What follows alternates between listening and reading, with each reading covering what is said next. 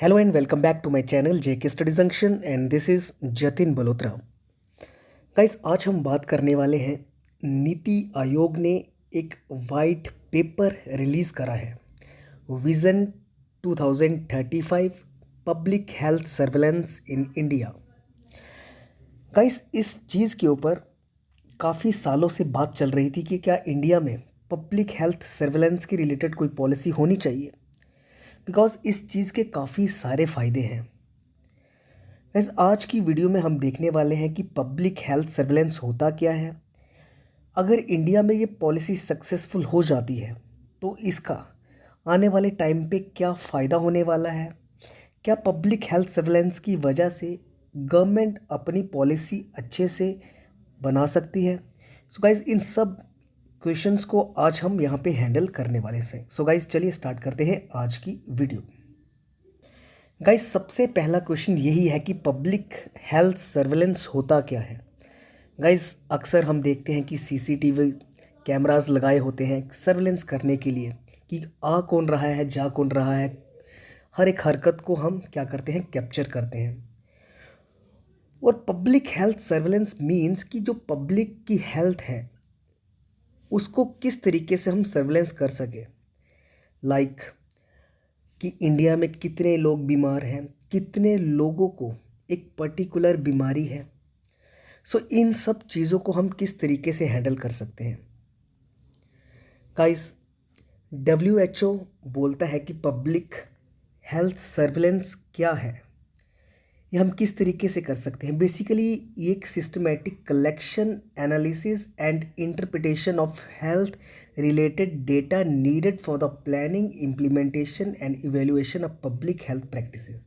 Means कि जो public की हेल्थ है उसके रिलेटेड जो भी डेटा है कि कितने लोगों को कौन सी बीमारी है, कितने लोग किस चीज़ का इलाज कर रहे हैं। सो गाइस इन सब डेटा को क्या करती है गवर्नमेंट, इकट्ठा करती है।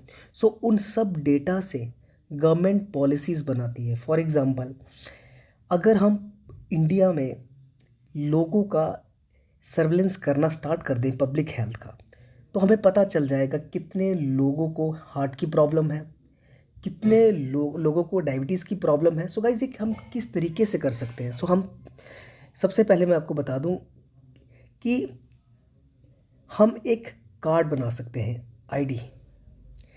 जैसे आप डॉक्टर के पास जा रहे हैं तो आपका जो भी हिस्ट्री रहेगी, पास्ट की हिस्ट्री है कि आपने क्या क्या मेडिसिन्स खाई, आपके पास क्या है, आपको कौन सी डिजीज़ है। सो गाइस उन सब का जो डेटा रहेगा उसमें स्टोर रहेगा। आपको कोई भी अपना पेपर अपने साथ ले जाने की ज़रूरत नहीं है।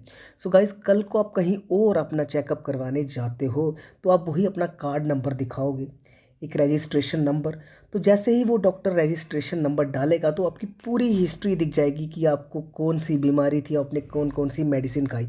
सो गाइस इससे क्या होगा कि आपकी पूरी हिस्ट्री पता चल जाएगी और आपको कौन कौन सी बीमारी है।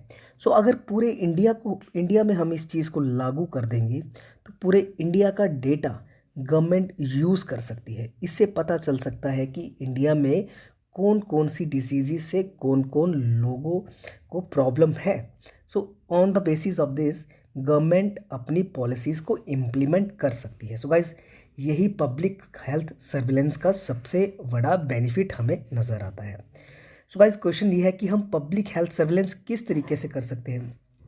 जैसे हेल्थ रिकॉर्ड है, जैसे इंडिया में जितने भी लोग बीमार हैं उनकी जो हेल्थ रिकॉर्ड है उनको हम रिकॉर्ड कर सकते हैं।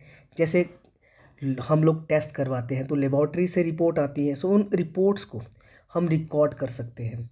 हेल्थ रिसर्च कर सकते हैं, सोशल मीडिया का यूज़ कर सकते हैं, हेल्थ सर्वे कर सकते हैं। सो गाइज इन सब चीज़ों का यूज़ करके हम पब्लिक हेल्थ सर्वेलेंस कर सकते हैं।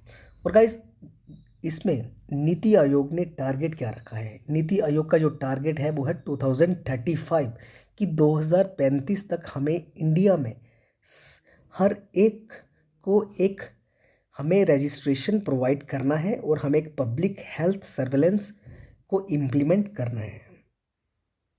सो गाइज अब हम पढ़ लेते हैं कि हमने लिखा क्या है। गाइज विजन 2035 गवर्नमेंट बेसिकली चाहती है कि वो पब्लिक हेल्थ सर्वेलेंस को एनहेंस कर सके और स्ट्रेंथन कर सके जो हेल्थ सिस्टम है इंडिया में 2035 तक। जैसे आपने देखा कि पेंडेमिक था अभी है कोविड-19, सो काफ़ी सारी प्रॉब्लम्स थी। अगर हमारे पास आज ये पब्लिक हेल्थ सर्वेलेंस होता तो हम देख सकते थे कौन से लोग किस बीमारी से पीड़ित हैं। जैसे हमें पता है कि काफ़ी सारे लोग जिनको डायबिटीज़ है या हार्ट की प्रॉब्लम है, तो उनके ऊपर कोविड का सबसे ज़्यादा इम्पैक्ट पड़ता है।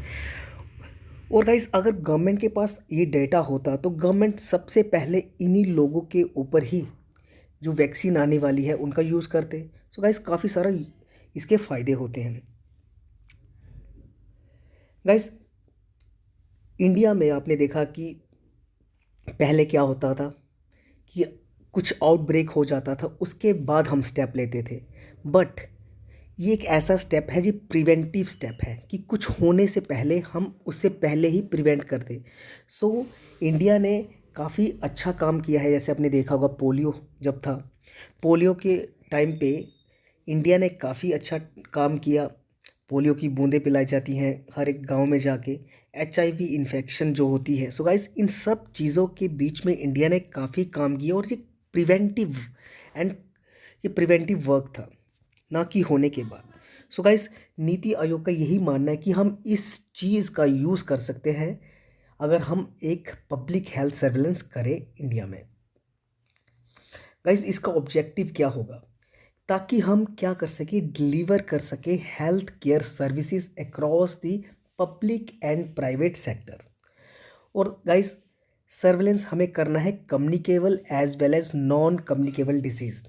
जैसे मैं आपको बता दूं कि कम्युनिकेबल डिजीज़ है, और अगर आपके पास रिकॉर्ड है गाइस, तो गवर्नमेंट को पता चल जाएगा कितने लोगों को कम्युनिकेबल डिजीज़ है। फॉर एग्जांपल, जैसे जम्मू में ही अगर गवर्नमेंट को इस पर्टिकुलर सर्वेलेंस से पता चल गया कि जम्मू में 10,000 लोगों को कम्युनिकेबल डिजीज़ है, तो गवर्नमेंट कोई प्रिवेंटिव स्टेप यहाँ पे ले सकती है। सो गाइस, उसका भी काफ़ी यूज़ कर सकती है। गाइस, इसके अंदर ये बात करी गई है कि जैसे आपको पता है कि सस्टेनेबल डेवलपमेंट गोल जो टारगेट है वो 2030 है, और इसके अंदर गुड हेल्थ एंड वेलबींग ये एक हमारा सस्टेनेबल गोल है। गाइस, उसको भी ये हम उस टारगेट को भी इससे हम क्या कर सकते हैं, अचीव कर सकते हैं। और दूसरी चीज़ गाइस, ये इंडिया का लीडरशिप को स्ट्रेंथन कर सकता है। जैसे अभी कोविड-19 है, तो हम किस तरीके से अपने आप को प्रिवेंट कर सकते हैं और एक अच्छा मैसेज हम वर्ल्ड में दे सकते हैं। सो ये क्या कर सकता है, to strengthen India's regional and global leadership in disease prevention and response at a global level.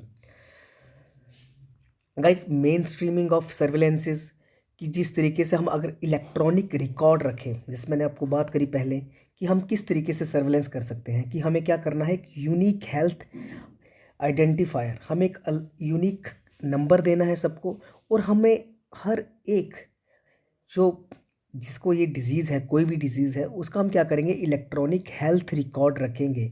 Citizen किसी भी सिटी में जाए, कहीं भी जाए, वो अपना एक रजिस्ट्रेशन नंबर बताएगा, उसकी पूरी हिस्ट्री दिख जाएगी।